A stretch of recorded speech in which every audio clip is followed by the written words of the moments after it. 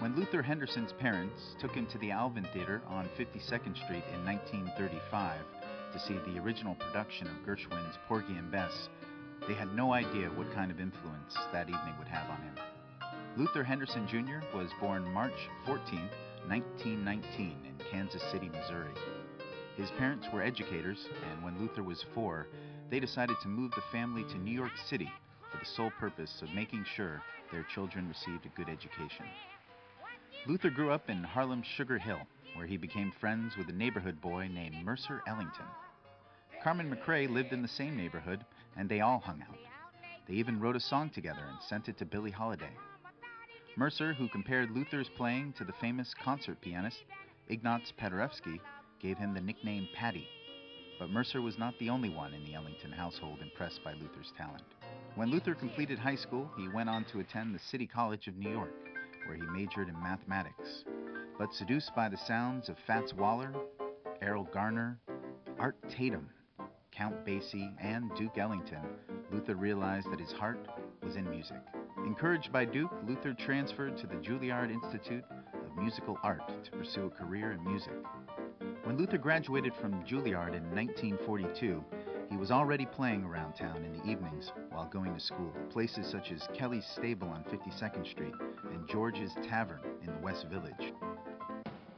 In 1944, the Navy came calling, and with the help of Duke Ellington, Luther got an appointment arranging music for the Navy band, which included trumpet player Clark Terry.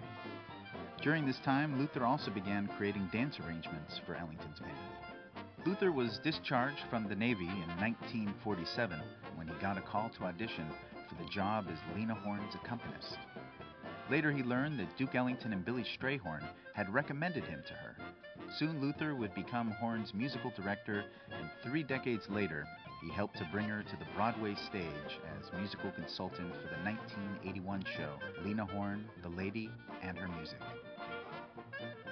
In the 1950s, Luther became Polly Bergen's music director, a collaboration that would last for many years and yield numerous stage and concert performances as well as recordings. It was during one of their performances that Luther's daughter was born, and Polly was asked to be her godmother. During that same period, after his discharge from the Navy, Luther started work on his first theater project, Beggar's Holiday. It was the first of over 24 Broadway productions that Luther contributed to. Some notables include Funny Girl, starring Barbra Streisand, Jelly's Last Jam, for which he received 2 Tony nominations, the 1958 Rodgers and Hammerstein musical Flower Drum Song, and 2 Julie Stein musicals, Do Re Mi and Hallelujah Baby. Not only did Luther act as musical supervisor, orchestrator, and arranger for 1978's Tony Award-winning Best Musical Ain't Misbehavin', he also played piano in the television special that aired on NBC.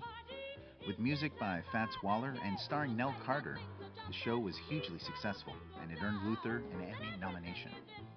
Luther made incredible contributions to Broadway.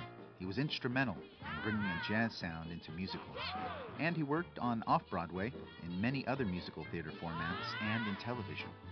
He composed and arranged music for The Ed Sullivan Show, as well as specials for Dean Martin, Carol Burnett, and Andy Williams.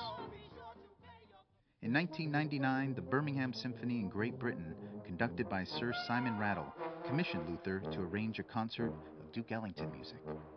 A number of albums feature Luther's work, including several by the Canadian Brass Band, for which he arranged over 100 tunes.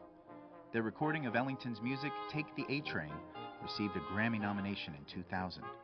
In 2002, Little Ham, a musical based on the Langston Hughes play, was performed off-Broadway at the John Houseman Theater.